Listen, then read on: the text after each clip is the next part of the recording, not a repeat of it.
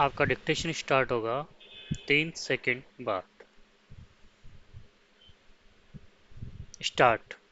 देश से जुड़ी दो ताज़ा खबरें हैं। पहली यह कि देश के 100 बड़े उद्योगपतियों की संपत्ति एक साल में 40% बढ़ गई है और वर्ष 2020 की तुलना में तो यह संपत्ति दोगुनी हो गई है। इससे दुनिया में देश का नाम चमका है, जिस पर गर्व किया जाना चाहिए। यह देश की तरक्की और समृद्धि को भी निरूपित करती है। दूसरी खबर यह है कि केंद्र सरकार ने गरीबों के लिए मुफ्त अनाज योजना की अवधि बढ़ाकर दिसंबर 2028 कर दी है। यानी गरीबों को हर महीने जो मुफ्त अनाज मिल रहा है वह दिसंबर 2028 तक उन्हें ऐसे ही मिलता रहेगा। यह मायूस और नाउम्मीद करने वाली स्थिति है। हमारे लोग भूखे न मरे, उनका पेट भरना चाहिए। इससे कोई नाइत्तेफाकी नहीं हो सकती, पर उन्हें अगले 4.25 साल भी पेट भरने के लिए मुफ्त अनाज पर निर्भर रहना पड़ेगा। यह तथ्य चिंता पैदा करने वाला है।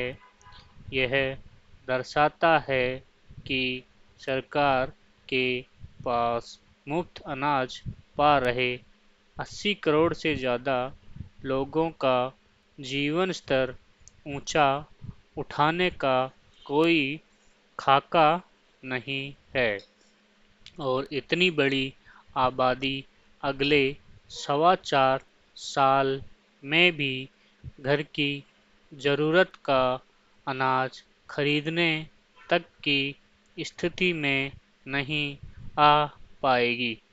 तब हमारे उद्योगपतियों के द्रुत गति से अमीरों की ऊंचाइयों के सोपान दर सोपान तय करने पर गर्व कैसे किया जा सकता है।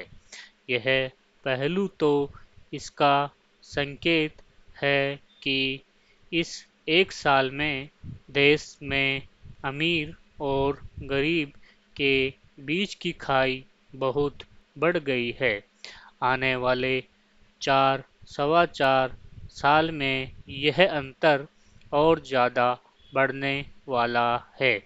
यह तो असमानता की स्थिति है और बुरी बात यह कि असमानता का स्तर क्रमशः बढ़ता जा रहा है। किसी एक का बढ़ता जाना और दूसरे का उसी अवस्था में पड़ा रहना या उससे भी नीचे जाना देश के समग्र विकास और समृद्धि का पर्याय कदापि नहीं हो सकता। इसके तो दुष्परिणाम ही सामने आएंगे। कभी अस्थिरता, कभी अराजकता, कभी भ्रष्टाचार, तो कभी वर्ग संघर्ष के रूप में। नीति नेताओं, सरकार और नागरिकों सबको इस पर विचार करने की ज़रूरत है कि असमानता की इस खाई को कैसे पाटा जा सकता है। इसके कई रास्ते हो सकते हैं। सबसे ताज़ा उदाहरण रतन टाटा का है, जिन्हें पूरी दुनिया ने परोपकारी उद्योगपति माना है। उन्होंने अपना उद्योग बढ़ाने के साथ-साथ हजारों लोगों का जीवन स्तर ऊंचा उठाने का काम भी किया।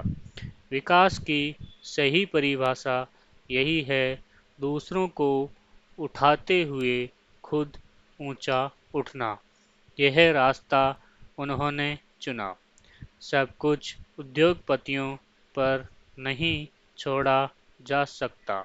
सरकार को इसके लिए कमर कसनी होगी और कैसे निर्धन को सामान्य, सामान्य को मध्यम वर्ग और मध्यम वर्ग को उच्च वर्ग में तब्दील करना है, इस बारे में सोचना होगा। पूर्ण विराम।